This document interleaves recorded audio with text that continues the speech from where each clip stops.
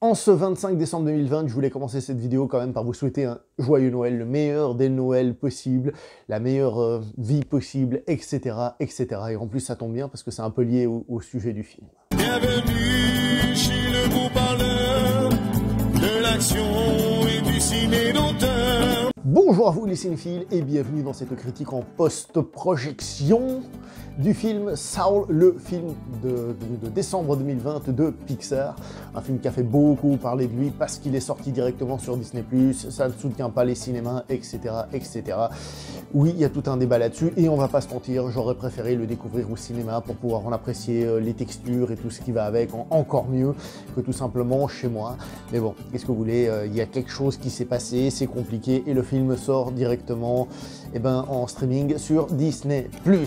C'est un film qui est co-réalisé par deux personnes, à savoir Monsieur Pete Docter et Cam Powers. Pour la petite histoire, Pete Docter, il a entre autres réalisé Monstres et compagnie, ainsi que Vice Versa. Il a aussi fait là-haut. Mais Vice Versa, c'est intéressant parce qu'on est à peu près dans la même idée. Au casting français, à savoir qu'on a Omar Sy et Camille Cotin, et on a aussi au passage Ramzy Bedia. En VO, les personnages principaux sont interprétés par Jamie Foxx et Tina Fey. Alors, visuellement, on est chez Pixar. Pixar, on sait quand même que c'est un standing visuel très élevé, le plus élevé, je pense, du marché. C'est eux qui font les films les plus beaux, les plus réussis. Alors, c'est peut-être pas le film qui va en mettre plus plein la gueule au niveau du rendu. Attention, ça reste toujours très bien, magnifique et tout si on compare, mais j'ai un peu l'impression que c'est un film qui se veut un petit peu plus sobre, peut-être que certaines autres productions. Alors, ce que je dis là est peut-être dû au fait que je ne l'ai pas vu au cinéma, hein. Attention, il faut prendre avec des pincettes. Il n'empêche qu'en règle générale, ça reste quand même magnifique, c'est du Pixar, c'est le standing Pixar, c'est pas n'importe quel standing, on va dire. Au niveau de l'humour, je vais vous avouer un détail, j'ai rigolé plus d'une fois. Il y a plus d'une fois où j'ai lâché un petit rire, très honnêtement.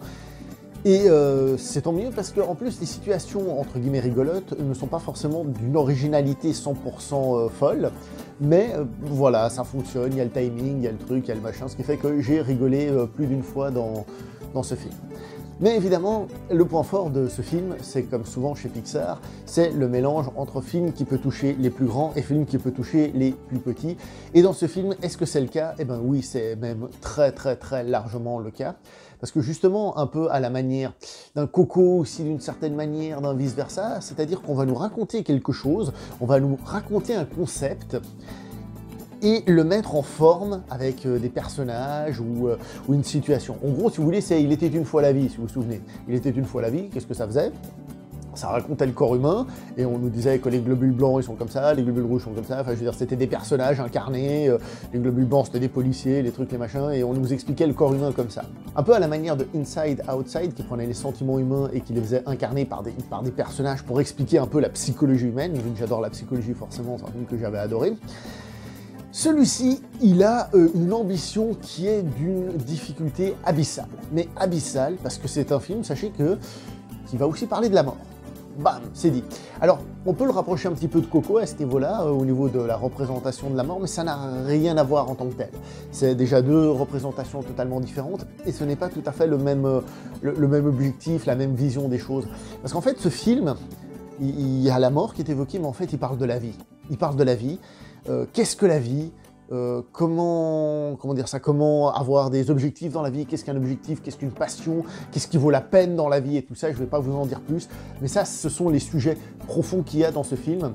Et tout ça incarné par un concept, donc si vous avez plus ou moins vu la bande-annonce, que moi je l'ai à peine entrevue, ce personnage qui va se retrouver sous forme de fantôme, je n'en dis pas plus, qui va se retrouver peut-être dans l'au-delà, après la vie, donc voilà, ou alors avant la vie, et toute une réflexion à ce niveau-là. Ce qui fait que ce film touche des sujets qui sont très profonds, très forts, et qui en plus, il arrive à les infantiliser, hein, je fais exprès d'utiliser ce terme, mais guillemets, parce qu'il arrive à en donner une forme, à le rendre sympathique, agréable, à créer de l'humour, à créer une aventure, mais tout en abordant des sujets qui sont forts et difficiles à expliquer en tant que tels. C'est-à-dire qu'on pourrait prendre le film et expliquer la chose de manière carrée, bête et méchante, on va dire, et rendre tout ça peut-être lourd, peut-être ça un peu déprimant des fois, peut-être au contraire en jouant sur le côté fantastique et génial, etc. Mais ce film, il trouve cet équilibre, il pose des questions qui sont franchement, pour un film pour les enfants, d'un niveau assez élevé, pour pas dire très élevé même, surtout pour un film pour enfants, tout en étant justement un peu fun, et tout en étant totalement là, bref, c'est encore un coup de maître à ce niveau-là. C'est encore un coup de maître au niveau de la représentation d'une idée. Et là, j'ai une petite pensée pour ceux qui sortent toujours cette phrase un peu débile quand on parle d'un blockbuster en disant « Ouais, bon, le scénario il est nul et tout », et les gens disent « Ah, tu t'attendais à quoi, un film philosophique ?» Et ben vous savez quoi, ce film c'est un film philosophique. Il y a de la philosophie là-dedans.